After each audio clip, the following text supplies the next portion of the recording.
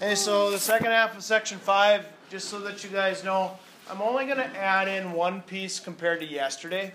Yesterday you guys cross-multiplied in order to solve this. It's not going to be able to cross-multiply today, not yet at least. Okay?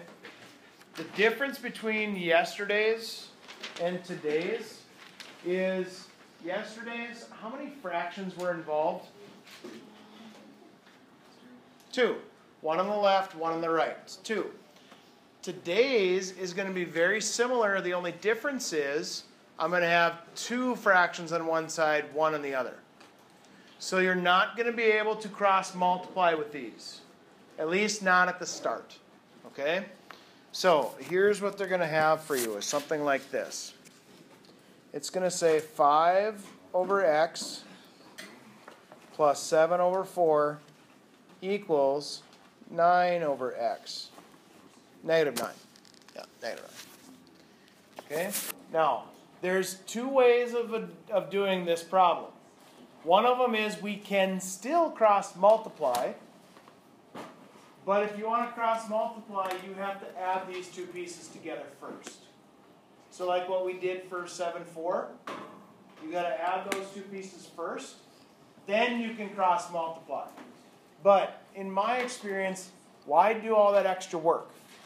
Right? Because some of these are going to be a lot bigger than the first one I gave you. They're going to have a lot more bottoms. So instead of finding a common denominator for that and doing that, why not just get rid of the fractions altogether? Because for me personally, even though I'm a math teacher, I don't really necessarily care to work with fractions if I don't have to. Now, unfortunately, with my job, I have to. But if I don't want to, or if whatever, I don't have to. So here's what I'm going to ask you to do. Between x, 4, and x, what's a common denominator? That's part of it. And the 4. Don't forget the 4 is in there too. Any numbers? Remember how we did the adding the other day where it was write down the left one, then jump to the next one, then jump? I'm going to multiply everything by the common denominator for all of it. Okay? So the process is going to be like this. I'm going to put a ginormous set of parentheses around the entire problem. Again, very similar to what we did 2 days ago. Bless you, Alan. Does any of the bottoms factor? No. So to get a common denominator, and I asked you guys, and you guys already told me it, but here's how I go through the process. It's not going to change. The first one I write down on the outside, then I jump over to the next one. Or do I have a 4 on the outside already? No. So guess what? Write it. Then when I jump over to here, do I already have an x? Do you need to write a second x? No, you don't. So my common denominator is x times 4 or 4x, whichever way you want to write that. That's how I get my common denominator. That's how I'm going to be every time. Okay? So far, so good? Now, because I put the ginormous set of parentheses around the entire problem, I just created a distributive property. That's all it is. So when I shoot this into the front, it's me saying x times 4 times 5 over x. And remember, if there's something on the top that cancels something on the bottom, do it. What piece would go away? Right. So if my x's go bye-bye, what's 4 times 5? 20. Now do it again. When I shoot it in the middle, x times 4 times 7 over 4. What part would go bye-bye? The 4s. Good. And what's 7 times x? 7x. And then when I shoot it in the back, x times 4 times negative 9 over 4. It is extremely important that you make sure you have the signs with it. If the signs don't go with it, you're going to be wrong. It's over x. Thanks for correcting me, because sometimes I forget.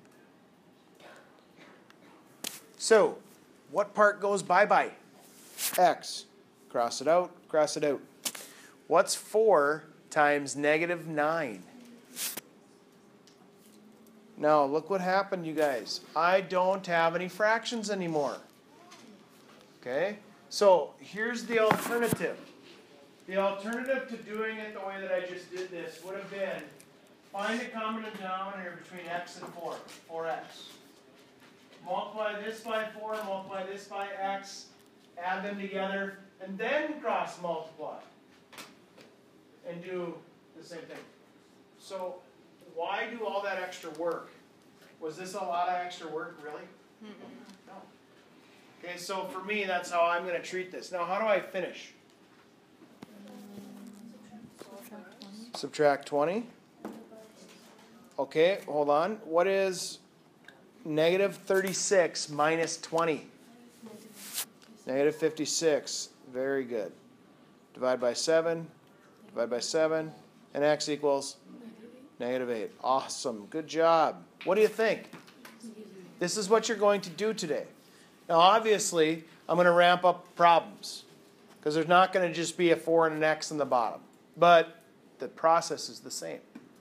Now, here's the only other thing that I want you to identify or I want you to think about. When you're getting your answers today, some of the answers might not work. Okay? If I looked at the bottom here, I have an x. That would be x cannot equal 0. Because if you have a 0 on the bottom, according to the 11th commandment, thou shalt not divide by 0. So therefore, can't happen. Right? So if you get 0 for the answer, what do you do with the 0? What if I would have got x equals 0 there? I would have thrown it away, and I would have had no solution. Right?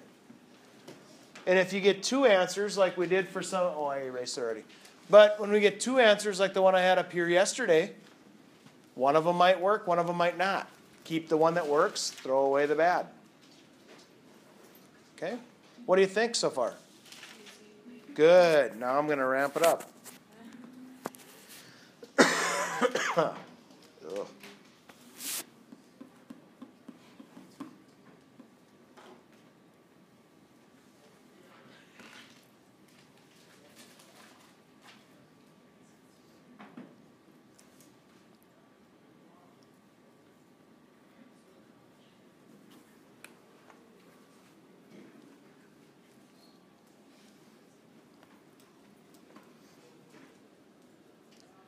Okay, when you have problems like this, if you have any of them that are not, or that do not look like fractions right now, then put them as a fraction.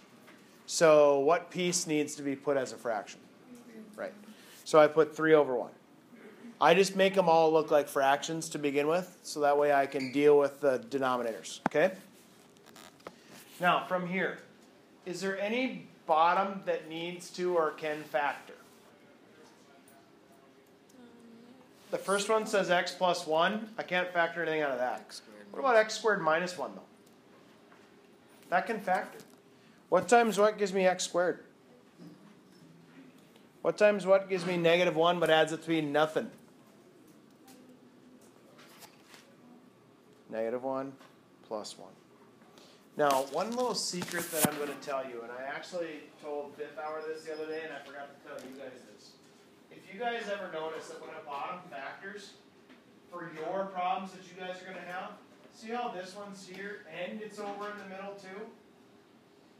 Think about the ones that I had you guys do for the adding and subtracting. Were they like that? Were they shared a common thing? Yes, they were. When you get to college algebra, not so much. For algebra 2, though, typically you'll have one that'll share. Okay? So, here comes the ginormous set of parentheses. Now I'm going to write the first group. So x plus 1 gets written first. And then I jump over to the middle part. I have in the middle I have x minus 1 and x plus 1. I already put x plus 1 on the outside. So what else do I need? Good. And then when I jump over here, do I need to put a 1? No. Okay? So have I gone through all the bottoms? Did I account for every piece that's in the bottoms? Yes, I did. So now it's time for me to start distributing. When I shoot it into the front, I have x plus 1 times x minus 1 times 4x plus 1 all over x plus 1.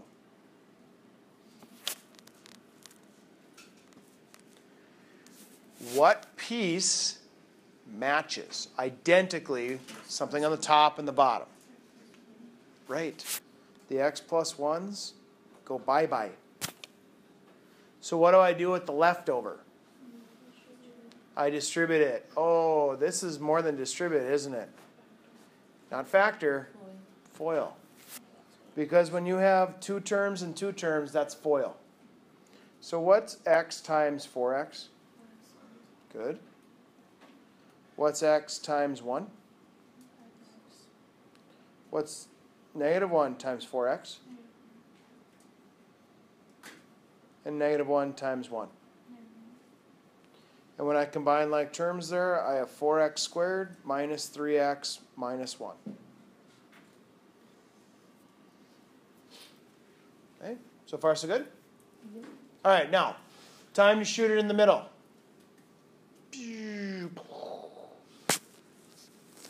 So when I shoot it in the middle, I take x plus 1 times x minus 1 times 12 over x plus 1, x minus 1. Owen, do I have a group on the top and a group on the bottom that I can get rid of? Yes. Which one would you like to get rid of? X plus 1? Okay. So, Caesar? All hail. Is there any other part that I can get rid of? X minus 1. Awesome. Tamara, what were you going to ask? Okay. So if I get rid of both of the pieces like that, what's the only piece I have left? 12. Do I need to multiply that by anything? No. So it's just 12. That's left over. Or if I needed to, it would have been a 1. What do you think so far? So far, so good? Okay. Now it's time to shoot it in the back. X plus 1 times x minus 1 times 3 over 1. Hey, Kylie, did anything cancel? Good. Nothing cancels. So what do I do with all the rest of the pieces? I got to multiply them. How do you do that? Do the first two? I would like that. Does anybody know what x plus 1 times x minus 1 is? X squared minus 1. Hey, it was the middle in the first place, right? So x squared minus 1 times, what else do I have up there?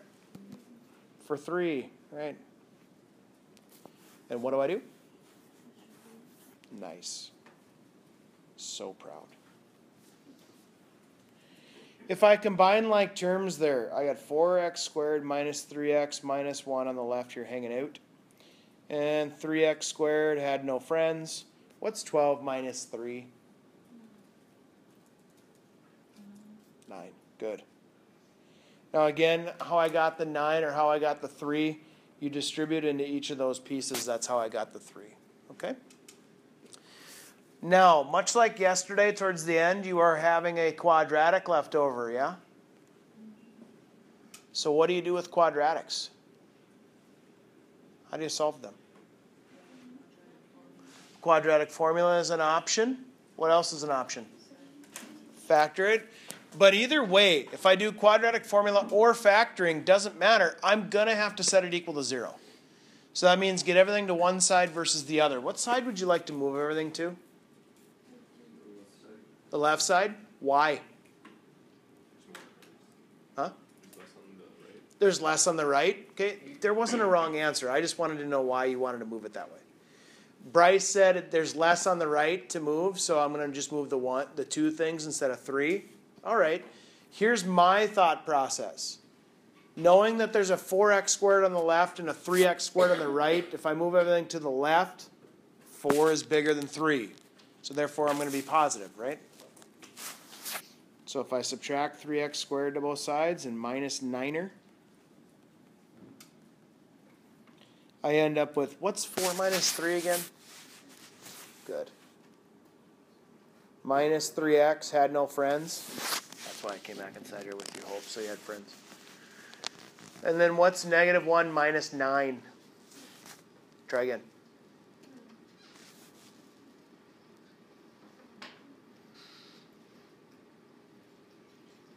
What's negative 1 minus 9?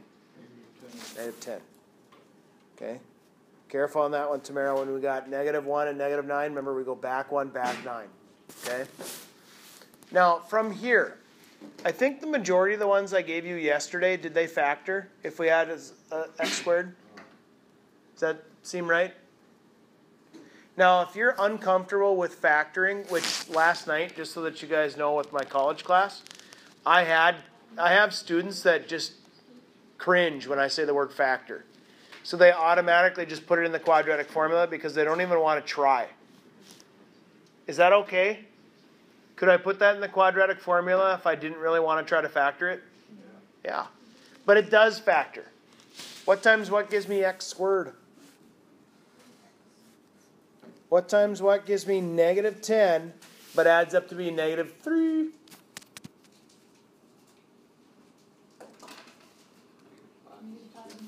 Negative 5 plus 2. And when I set them each equal to 0, what would I get? X equals 5 and x equals what? Negative 2. Now, those two answers there, are they good answers? So here's what I mean by good answers. If I put them in the bottoms, the first bottom says x plus 1. What's 5 plus 1? 6, not 0. If I put it in the second one, what's 5 squared? 25 minus 1? Not 0. So I'm okay. Now I'll put negative 2 in there. What's negative 2 plus 1? Negative 1, not 0. What's negative 2 squared? 4 minus 1? 3, not 0. So if I put them back in and they make 0 on the bottom, throw them away. What if they're the only answers you have? Then, like Tamara said earlier, there's no solution. Okay? That one was heavier. I told you I was going to ramp it up a little bit. This is how they're going to look.